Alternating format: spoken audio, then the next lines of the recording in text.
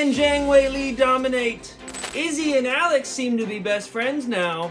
And is Sean Strickland banished to the Apex forever? All that and more on tonight's episode. This is Fighting Tonight. Welcome back to Fighting Tonight. I'm your host, teeballpaul. And UFC 312 just wrapped up. Speaking of wrapped up, I hope Tatiana Suarez got whatever the hell this was on her knee wrapped up. But both champions on the card proved to be a step ahead of their challengers, as Dricus Du Plessis and Zhang Weili each dominated their respective number one contenders over 5 rounds. Following the fight, the main eventers were cordial with one another, as you see here, but they weren't the only rivals that seized the opportunity for a photo op that night, as Israel Adesanya and Alex Poatan Pereira looked absolutely delighted sitting next to each other, right? On social media, I think this user summed up the link up perfectly. These two are linked together forever, like Kakarot and Vegeta. They both elevated each other. Keeping with the theme of Dragon Ball Z, Plinio must be Majin Buu, right? But that's unfair. We need David Adesanya on the other side to balance out this photo. What character would he be, though? Mr. Popo? Okay, let's exit the Dragon Ball Z universe and enter the Samurai universe, shall we?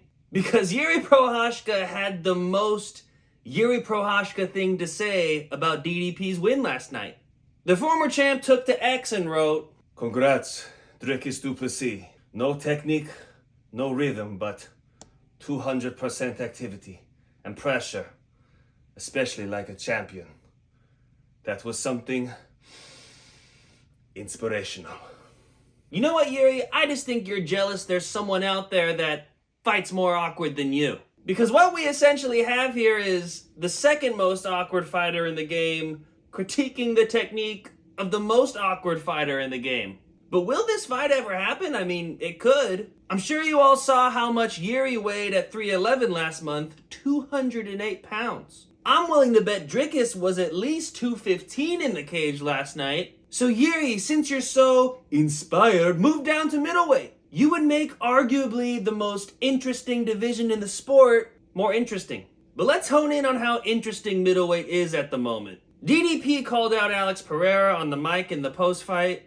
"This is another one from Achilles, and since he's standing across the octagon, is there no one else? Is there no one else?" You're talking to Alex Pereira. I just thought that was for theatrics. Personally, Pereira was right there in the cage cornering Sean Strickland. DDP simply took the opportunity to stir up some drama as Poatan was standing 10 feet away from him. If DDP versus Pereira ever does happen, it won't happen for another year or so. But my immediate interest, however, is focused on the highly anticipated matchup between Dricus Du Plessis and Khamzat Chimaev. Khamzat already tweeted, "Biggest bullshit this fight." And here's what Dricus had to say about that. Watch. Yeah, you can see he really tweeted. Usually when it makes sense, it's his agent. When it doesn't make sense, you know, he actually tweeted it. So do you have a message? I'm sure he's watching. Do you have a message for him? No. Stay out of the cold. Wise words from DDP. Stay out of the cold. Let's hope the Wolf takes DDP's advice to heart.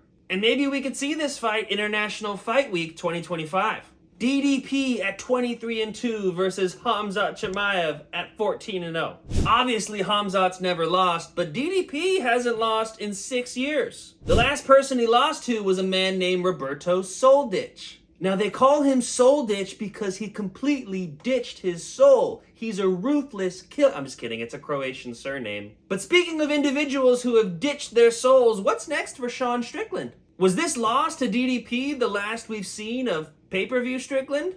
Will Dana vanish him to the Apex so he'll never be a PR nightmare at press conferences again? Probably not. I see Strickland being one of those guys to linger around the top 5 for the next few years or so. And I could even see him doing some fun fights. You know, like fights that don't really make sense in the rankings. Maybe a welterweight that he's beefing with comes up to fight him. Ian Barry! Hell, he could even fight someone like Shara Bullet. That would move the needle. I don't know. I haven't figured out exactly where I'd put Strickland yet, but feel free to help me out in the comments. But before we leave, there's 2 things I want to mention.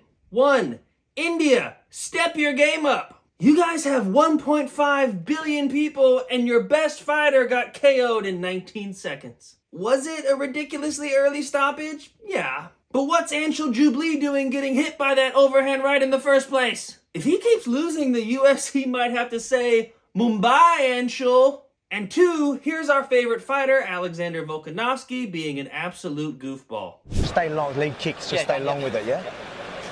What's about to do?